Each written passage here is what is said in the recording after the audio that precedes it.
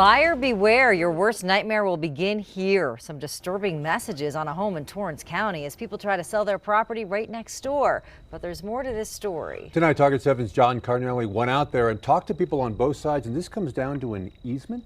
Yeah, Shelley and Doug, that's exactly right. For those that don't know, an easement is a right held by one property owner to make use of the land of another for a limited purpose.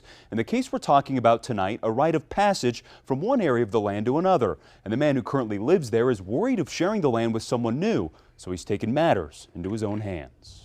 Vast nothingness for miles is what makes Edgewood, New Mexico so serene. We use the property sometimes on the weekends just to go by and enjoy the nature. But sometimes in the quietest places, It's been a nightmare. peace doesn't seem to exist. We were shocked. Celia Namvar no longer lives in New Mexico, and she and her husband have been trying to sell this piece of property in Edgewood. But they have a problem. It began to get really serious with the language that he was using when he decided to write derogatory things on the wall of his house. Messages written on her neighbor's property saying go away, buyer beware, and some too explicit to show.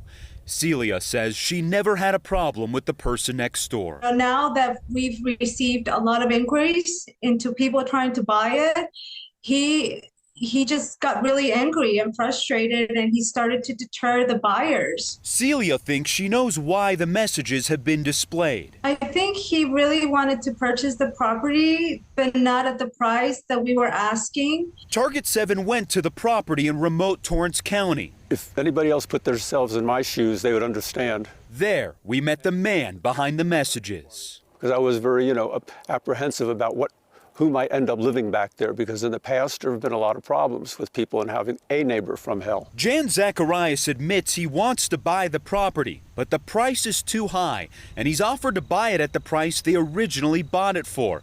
But he says his messages have been put up for a different reason. Well, the problem is it goes through my property, but I can't deny access to that property in the back. Zacharias says the problem is the property is on an easement.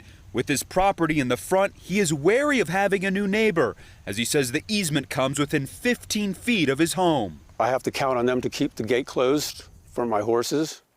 I got to count on them. Who knows what kind of friends that they might have, and they're coming close by my house always. It compromises my security big time. And because the messages are posted on private property, Zacharias is within his rights. But KOAT legal expert John Day says the owners could file a civil suit.